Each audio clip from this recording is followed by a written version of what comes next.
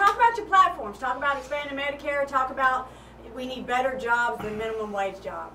Well, you got 2 out of 3 of my platform. And it's not my platform, it's Tennessee's platform, but in traveling throughout the state, I think if we can improve on 3 major areas, from what I've talked to people, that, my motto is we all do better when we all do better. And I think these are the 3 that we can improve on. First and most importantly always is education.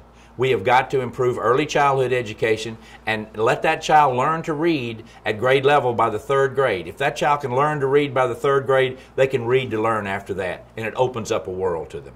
We also need more post-secondary training, as I'm with these young men and ladies this morning about the 21st century jobs. This is natural hair. This is something that's new and important and is booming, and it's good that they have the training, the ability to have the training for that. Secondly is health care. The most disgraceful thing that the legislature didn't do in the past 24 years is expand Medicaid. If we could expand Medicaid, we could keep hospitals from closing. In Louisiana, they have added, since they expanded less than 2 years ago, 16,000 new jobs. And otherwise, the 34 states that have expanded, have seen a 16% reduction in their opioid problem in their states. So it's a no-brainer. The political reasons are not there. It's the moral thing to do. It's the monetary thing to do. And it's the medical thing to do. So that's it. And third, it's jobs. We have low unemployment now, and that's great. But a lot of times, everybody doesn't get counted. If you haven't had a job for a while, you're probably off that list. Here's the worst part of it. We have the most people per capita working at minimum wage than any other state in the country. And there's not much American dream working at a minimum wage. So that's the reason I think these folks are doing the right thing to better themselves beyond their regular education to get that specialized education in their profession.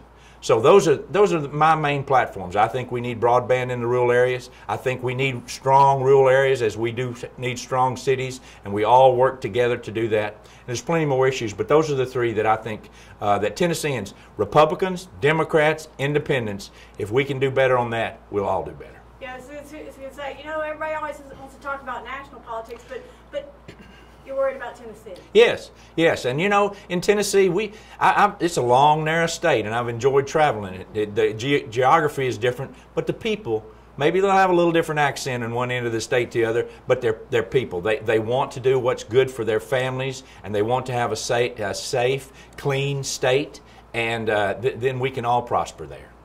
And talk about being endorsed. Well, I've had some great endorsements. The one that I'm really the most proud of is my colleagues, the Black Caucus of State Legislators, came out on their own and endorsed me in a primary. And I think that's the black legislators from all over the state. So it shows to me that they think I can do the job. After all, they've worked with me, so I'm very proud of that. I'm big on education, as you know. The state's teachers have endorsed me as well. And then one of the largest work groups, labor groups in our whole state is the state employees. And they have, in fact, endorsed me. So I'm very proud of those. And we'll get a couple of. I've got a couple of more that are talking about this endorsement. As a matter of fact, my opponent is the former mayor of Nashville, and I just received the endorsement of 65 neighborhoods in Nashville. So to me, that means our reach is reaching beyond Memphis and West Tennessee. It's going statewide. So we've only got a few days before early voting, and I would encourage everybody, as I did this class, to register to vote. You can do that up until I think the 2nd or 3rd. I think it's July the 2nd. And then, because if you don't register, you can't vote on the early voting on July the 13th or on Election Day. It's easy to do now. The Secretary of State has an app. It's votetn.gov, and it's easy. You can do it online. So if you register by the 2nd, you can vote in a huge election, in early voting and on Election Day. And your opponent on the Democratic side, he's got some pretty deep pockets. So you're out here doing the legwork. Talk about that. Well, I'm the only non-multi-millionaire in the race, and you know what? I think it ought to be an election, not an auction. So I'm not worried about that. We were running a real savvy campaign. I think it's a strategic campaign, and we're getting everywhere. And you know what? We're basing it on a ground game. the old-time politics, where we start walking and we start talking and we meet as many people as we can, that message grows. Social media is wonderful. That message grows. And we have some strategic media that we are targeting folks that we know will vote in the Democratic primary. Of course, we want anybody and everybody. But at this stage of the game, we've got to get past that primary. And then I think, frankly, we have a very good chance at having a Democrat having, frankly, me as your next governor. So we're working hard at it. If you could say one thing to voters to get them to vote for you. To vote for me? Yeah. Well, okay. It's my body of work. I've been in government and I have a small business that I run. I make a payroll. I've just got all this that I've been blessed to, and I'm ready to give it back. I think about my grandchildren.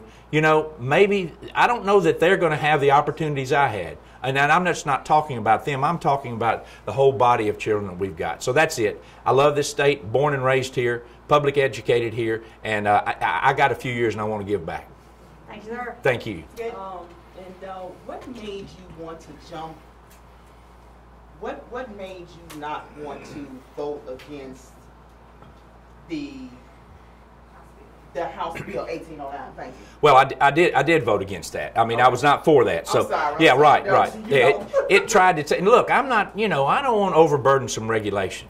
But if you're in a profession and you're a citizen and you come to a place that says natural hair, you want somebody that has training in natural hair. You just don't want somebody that has the ability to put up a sign and charge you money. So that's it. And it goes beyond natural hair. It goes to every profession. Now, we don't want to keep people from getting into professions because we make it a huge fee and all these requirements. But we need minimum requirements so the public can be assured of their safety and of their money's worth. So I think that's the main thing. And this was a good test case for us, I think. And I'm so glad that we were successful. Anything else you'd like to add?